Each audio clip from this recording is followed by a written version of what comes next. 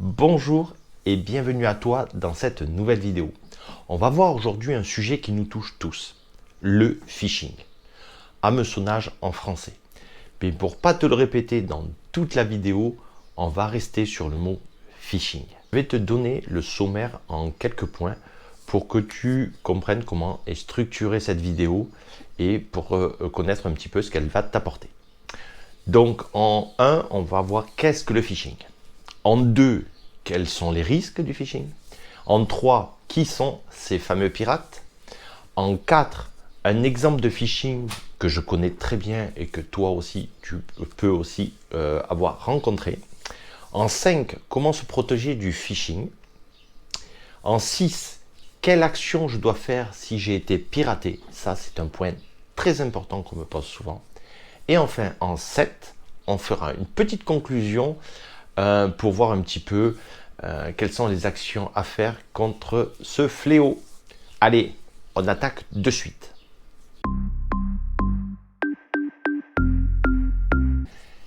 Qu'est-ce qu'est donc le phishing? C'est une technique de piratage qui t'amène à faire une action, répondre à un mail, ouvrir un fichier, appeler un numéro, rentrer ton login ou ton mot de passe dans un formulaire.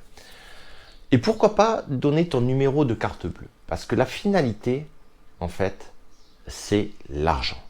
Donc, à la fin du bout, on va essayer de te soutirer de l'argent. Voilà qu'est-ce qu'est le phishing. Tu l'auras compris, sans une action de ta part, rien n'est possible.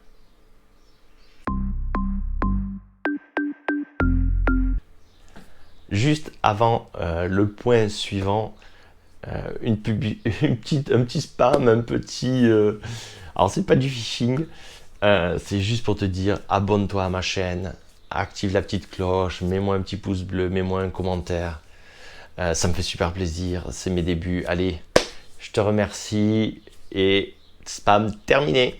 Allez, on continue. Nous allons voir maintenant les risques encourus. Les risques sont différents suivant l'action que tu vas faire. Tu auras bien compris que donner ta carte bancaire aura un réel impact sur toi. Mais il ne faut pas croire que le fait de donner un mail soit moins important en termes de sécurité. Sur le court terme, c'est vrai que tu n'auras aucune incidence sur ta vie. Des pirates capturent l'identité de leurs victimes pour faire des attaques de grande ampleur. Ils se font passer pour toi dans une administration ou auprès de tes amis ou famille pour leur soutirer de l'argent ou des informations. De nombreuses personnes ont déjà reçu, c'est peut-être ton cas, un mail leur disant que soi-disant leur ami est bloqué dans un pays et évidemment qu'ils leur demandent de l'argent pour sortir de ce pays. Soit que c'est bien le nom de notre ami dans le mail, mais il n'y a aucun problème dans un autre pays. Donc, toute information est bonne à prendre pour les pirates. Tu l'auras compris, le risque est souvent financier ou alors usurpation d'identité pour commettre un acte délictueux. Mais à la fin, le bout du bout, c'est pour récupérer de l'argent. Là, on ne parle pas de publicité ou de spam, mais plus d'usurpation d'identité ou d'attaque pour vraiment soutirer de l'argent aux personnes. Ensuite, il y a l'action d'ouvrir un fichier qui peut entraîner une exécution d'un programme qui crypte les données et ensuite te demande de l'argent pour les décrypter. C'est une prise d'otage de tes données contre de l'argent. Voilà en gros le risque du phishing. Qui sont maintenant ces pirates? C'est souvent pas des grands hackers, mais des personnes ayant un niveau un peu avancé en informatique, ou du moins, ils s'appuient sur des programmes développés par des informaticiens. Le phishing est plus de la filouterie bien organisée que des hackers professionnels. L'arnaque, tu pouvais avant la subir dans le porte-à-porte. Maintenant, cette arnaque s'est délocalisée sur Internet. Donc, les pirates ne sont pas forcément des grands hackers. Donc, tu peux, en faisant un minimum attention, t'en protéger. Reste avec moi et on verra dans un des points suivants comment justement s'en protéger. Je vais te donner maintenant un exemple d'un phishing bien connu. Tu sais, la fenêtre en plein écran avec un numéro de téléphone qui sonne et qui te dit évidemment de surtout pas redémarrer ton ordinateur. Je l'ai vu et je le vois encore depuis des années. L'utilisateur, toi, moi, on est en train de surfer tranquillement sur Internet et d'un seul coup, une page plein écran nous indique qu'on a un virus, de surtout pas redémarrer notre ordinateur, d'appeler ce numéro, que c'est le support Microsoft. Et en fait, ça, c'est du phishing. C'est-à-dire que là, on essaye, comme je te l'ai décrit avant, d'avoir une action de ta part. Là, c'est de téléphoner à ce numéro. Et après, on va te demander une autre action. On va te demander de prendre la main sur ton ordinateur. Donc, on va te donner la manipulation. La personne au téléphone très sympathique va te dire qu'en effet, tu as un problème, que c'est le support Microsoft. Et la personne va vouloir prendre la main sur ton ordinateur. Donc, elle va te faire la manip. Et la personne prend la main sur ton ordinateur et te montre ce qu'elle veut, en fait. Un logiciel qui scanne ton PC, comme quoi on voit tes mots de passe, comme quoi tu as des virus partout. Et donc, elle te dit, est-ce qu'on le nettoie ou on ne le nettoie pas? Donc, toi, évidemment, tu es bloqué et tu demandes à le nettoyer. Et au bout du bout, en fait, on va te demander une somme d'argent, 100, 200, 300 euros. Et on va t'installer un soi-disant logiciel. On va garder en plus la main à distance sur ton ordi. Et ils pourront répéter la manipulation autant qu'ils veulent. Et là, à partir de ce moment-là, on te soutire de l'argent, on te demande ton numéro de carte bleue qu'il faut évidemment pas donner du tout. Donc là, c'est un phishing qu'on connaît, enfin que j'ai déjà vu très très souvent, que je vois encore lors de mes dépannages, et tu as peut-être été confronté à ça. Pourquoi on te demande de ne pas redémarrer ton ordinateur? Eh bien, parce que évidemment, on ne veut pas que cette fenêtre s'en va. On verra un peu plus loin ce que c'est que ce genre de phishing. Là, je voulais te donner cet exemple, puisque ça a été démantelé par la police, mais le préjudice continue à se développer sur Internet. Pourquoi? Parce que c'était 3 personnes françaises qui avaient organisé ça. Donc, elles ont été arrêtées par la police. Elles résidaient en France, mais avaient monté une plateforme à l'étranger qui recevait tous ces appels. Et cette plateforme, avec des gens avec des casques connectés, qui étaient dans un autre pays, qui risquaient rien du tout, et bien ce numéro de téléphone arrivait sur cette plateforme, et les gens, voilà, prenaient la main sur les ordis des personnes sur toute la France, et peut-être même dans d'autres pays, et escroquaient les gens. Malgré que ces 3 personnes ont été arrêtées chez nous en France, évidemment, ce piratage continue, puisque les numéros s'affichent sur les ordinateurs des gens, et donc la plateforme, elle, n'a pas été fermée, puisqu'elle est à l'étranger, et donc les personnes, de l'autre côté, continuent le boulot sans les 3 chefs en tête, et donc les petites mains, on va dire, en gros, continuent à travailler. Voilà pourquoi ça continue à sévir sur nos PC. Je voulais juste partager avec toi cette expérience et te montrer que avec 3 trucs, on arrive à arnaquer les gens. Allez, on passe au point suivant. Alors maintenant, tu vas me dire, les antivirus. Pourquoi mon antivirus ne m'a pas protégé? Ben, c'est assez simple. Pour lui, et c'est évident, ce n'est pas un virus. Voilà pourquoi ton antivirus n'a pas fonctionné. Pour lui, ce qui est en train de se passer, c'est juste une fenêtre qui s'ouvre sur ton écran. Pour lui, ce n'est pas un virus. Et il a raison, ce n'est pas un virus. C'est une fausse page. Et la fausse page, il ne sait pas la détecter. Lui, on peut afficher du Google comme cette arnaque. Pour lui, c'est une page Internet. Voilà pourquoi ton antivirus, et même n'importe quel antivirus, ne te protégera jamais de ça.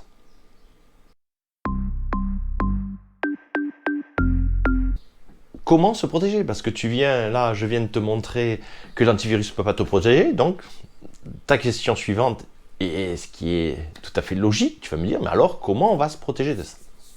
Alors évidemment, ça ne va pas te plaire ce que je vais te dire, puisque la seule vraie protection, c'est toi-même.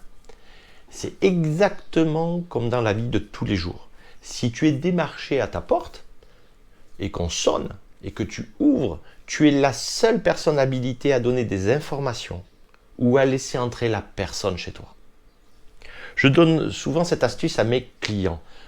Prenez votre temps. Laissez la personne à la porte. Prenez le temps de réfléchir avant de faire une action. Tu vois, on te demande une action, par exemple, dans un mail, on te demande de cliquer sur ce lien. Eh bien, avant de cliquer, pose-toi une série de questions. Mais pourquoi on m'écrit ce mail? Pourquoi ce lien? Est-ce que moi, je peux aller avec mon lien qui m'appartient à la même destination? Pourquoi on m'impose de cliquer là? Voilà. Si tu prends le temps et que tu fais rien dans la précipitation, ben, il ne se passera rien. Non seulement il ne se passera rien, mais tu seras protégé et tu auras pris le temps de la réflexion. Tu lèves la main de ta souris et tu prends le temps de réfléchir. Rien dans la précipitation. Tu peux demander même un conseil à quelqu'un de proche, ou un ami, ou dans la famille.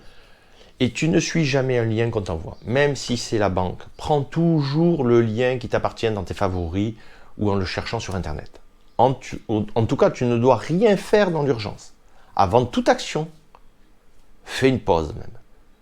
Va manger, va boire un coup. Et pourquoi faire les choses rapidement? On reçoit le mail, très bien, j'ai l'information, je fais autre chose, je fais mon truc de ma vie courante, je vais aller travailler, manger, dormir. Et le lendemain, on y réfléchit, on en parle à des copains et on s'aperçoit que bon, eux aussi ont reçu la même arnaque. Et donc là, tu as échappé au phishing.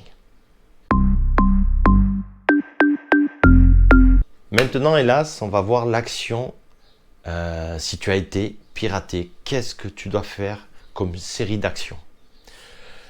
Tout dépend de ce qui s'est passé lors du piratage. Alors, on va partir du cas le plus grave. Si tu as donné ton numéro de carte bleue, donc ça veut dire que la personne a pris la main sur ton poste et que tu as donné ton numéro de carte bleue. Donc, premier point, tu éteins ton ordi pour plus que la personne ait accès à ton ordi. En deux, tu fais opposition, si possible, de suite en ligne pour bloquer ta carte bleue sur ton compte bancaire. De suite en ligne. Tu n'attends pas l'ouverture de la banque le lendemain. De suite. En petit 3, tu vas à la gendarmerie ou police dès le lendemain, à l'ouverture. Pourquoi cette action? Parce que derrière, le point 4, tu dois passer à ta banque. Et la banque va te dire, sans plainte à gendarmerie ou police, je ne peux rien faire sur votre compte sans dépôt de plainte.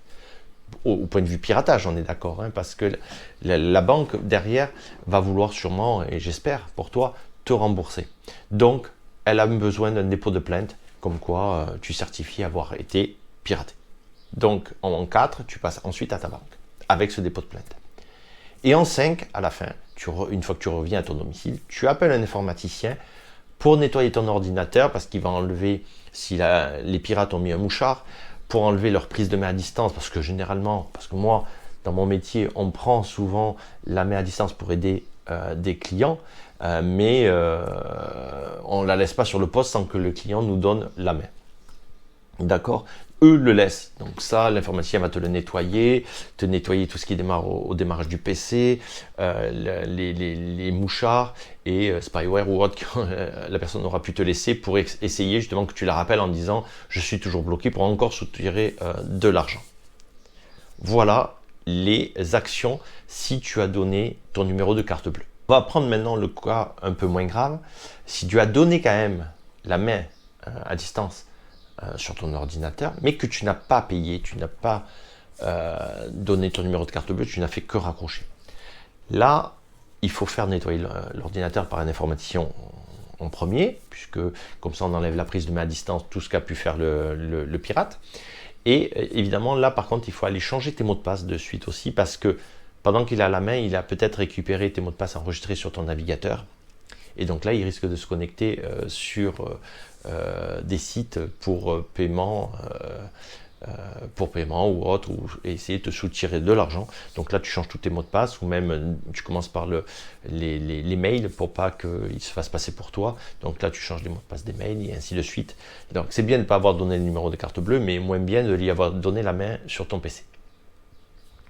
Ensuite, pour les autres, préviens aussi tout ton carnet d'adresses qu'il risque d'être sollicité par toi, mais en fait, pas véritablement par toi, mais par le fameux pirate. Donc voilà, tu préviens juste ton carnet d'adresses que s'ils ont des mails de toi, de faire un petit peu attention pendant un mois ou deux. Voilà, ça c'est des actions si on a pris la main sur ton poste. Par contre, si tu n'as pas payé en carte bleue, si tu n'as pas donné la main à distance sur ton PC, là, tu fais juste redémarrer ton PC et tout refonctionne normalement. Je vais quand même te dire comment est fait ce genre de phishing avec le numéro qui s'affiche. Ça sonne partout, ça s'affiche, tu es en plein écran, tu peux plus rien faire, tu es affolé, tu appelles le numéro de téléphone. Comment est fait ce genre de choses? Et en plus, pourquoi ton antivirus n'a pas fonctionné? Donc comme je t'ai dit tout à l'heure, ton antivirus, pour lui, c'est pas un virus. Et il a raison. Ce n'est juste qu'une page internet qui s'est mise en plein écran. Elle s'est mise là, en plein écran, et toi, tu ne peux pas en sortir. Donc en fait, on te sollicite pour juste appeler un numéro. Comment cette page internet est arrivée là? Elle est arrivée par une publicité. Une publicité qui est classiquement mise en ligne. D'habitude, tu vois apparaître un lave-linge, un lave-vaisselle, une table de jardin. Et là, en fait, les pirates ont déposé une publicité qui, elle, s'affiche en plein écran et qui affiche ce qu'ils ont écrit. C'est-à-dire le numéro de téléphone, tout ce qui va bien pour t'affoler. Et en fait, ils auraient pu mettre un lave-linge avec une petite croix pour fermer, tu fermais, et c'était juste une publicité. En fait, les agences de pub laissent passer ce genre de personnes parce qu'eux ne contrôlent pas les publicités qui vont être affichées. Donc, pour l'antivirus, c'est une page. Pour les gestionnaires de publicité, c'est juste une publicité. Pour le site internet, lui, il ne fait qu'afficher des publicités gérées par une agence de publicité. Donc, à la fin du bout, c'est toi qui es embêté parce qu'en fait, la page qui s'affiche, c'est dur à dire, la page qui s'affiche, pour toi, c'est dangereux. Pour les autres, c'est juste une publicité. Et elle est bien faite puisqu'elle se met en plein écran pour pas que tu puisses la fermer avec la croix et tu n'as rien qui fonctionne, ni clavier, ni rien du tout. Tu n'as juste qu'à appeler, faire l'action d'appeler ce numéro. Et je trouve que ça c'est bien fait pour un informaticien que je suis, mais c'est vrai que c'est une arnaque. Comme je disais tout à l'heure, c'est pas des grands hackers, mais c'est du phishing. On veut une action de toi. On veut que tu appelles ce numéro. On veut que tu donnes la main à ton PC et on veut à la fin que tu mettes ton numéro de carte bleue pour payer, pour te soutirer de l'argent. Et on sait que dans certains pays, avec 100 €, ils font le mois. Donc 100, 200, 300 €, pour eux, ils font peut-être même plusieurs mois. Voilà ce qui est le phishing.